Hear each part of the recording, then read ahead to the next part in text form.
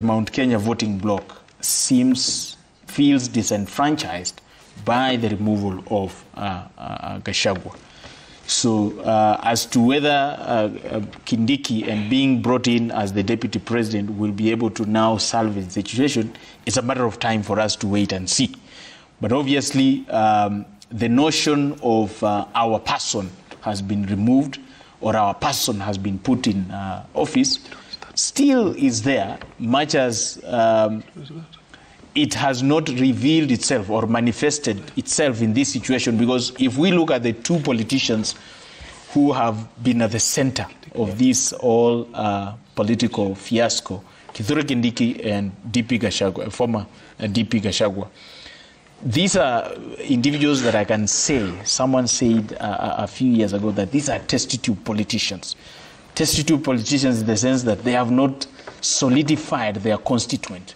Like today, if something happens and Kithure Kindiki is removed from the seat of the deputy president, I will not expect any protests, because these are politicians that have been brought through the hands and arms of certain giant politicians. That is William Ruto. And we know from the history, Kithure Kindiki has been on the side of the president for quite a long time. In fact, it's been revealed that when the president was choosing his running mate for the first time, he had a lot of people wanted him. But because of certain reasons which have not been so clear, Gachagua ended up being the running mate. Okay. In all that thought for a moment, in case you're wondering what you're seeing on your screen right now, that is the motorcade of the deputy president nominee now, or designate, Professor Kithure Kindiki. I think that's the southern bypass. They're making their way to the KICC. As soon as they get there, then the program will begin officially. We're still waiting for the president himself to also arrive. The program begins officially at 10 a.m. It's a judicial program, and you can see the speed that they're moving with. I think that's the southern bypass. Now the motorcade is head straight to the KICC, and that is the motorcade of the Professor Kithure Kindiki. Any moment from now, he'll officially be the deputy president of the Republic of Kenya as soon as he's sworn in. All right, we'll keep an eye. We told you we're having wall-to-wall coverage. We'll tell you all the moments that come in, including the breakneck speed that you can see with the motorcade there already. But this, what do you make of this? Does that already show some level of increased security even way before the official swearing in? I may not really know, because I don't know the number of cars that he used to use as CS interior. You can be sure it was not this big. But from the look of the cars that I can see, they appear to be new. They appear to be the latest versions of the cars. So clearly there is an increase of the security, because the cars look as if they're the latest models. Yeah. And additionally, Trevor, even as his designate deputy president, he's now, with the, from the perspective of the state, property of the state. So therefore also he has to be protected, taken care of, transported in a manner befitting the office that is just moments away from assuming. Okay. And Titus, you're finishing your thoughts in terms of the political realignment and the politics of betrayal. Yeah, so definitely there are going to be political realignments, and we are going to witness a lot of demands, particularly from the side of ODM, because without doubt, ODM has had a very critical role in the impeachment of Gachagua.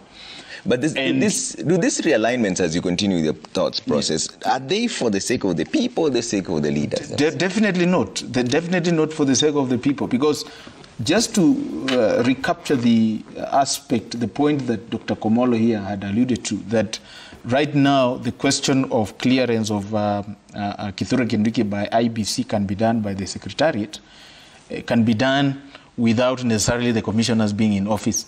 But the same IBC through the Secretariat, when the Gen Zs went there trying to initiate the process of recalling MPs, he told them, we don't have IBC commissioner, so we cannot initiate that process. So in its own admission, they have admitted that they cannot undertake these fundamental legal processes. But when it comes to clearance of an individual to the convenience of the government, that is done very quickly in a record of time.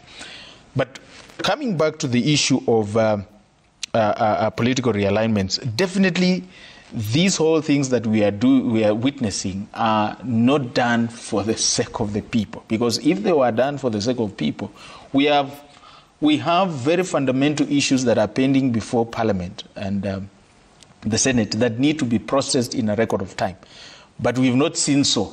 So out of convenience, if an issue that touches on the political class, definitely it will be processed in a record of time. But when issues that touch on issues on Kenyans at large, we can see these matters taking sweet time to process them.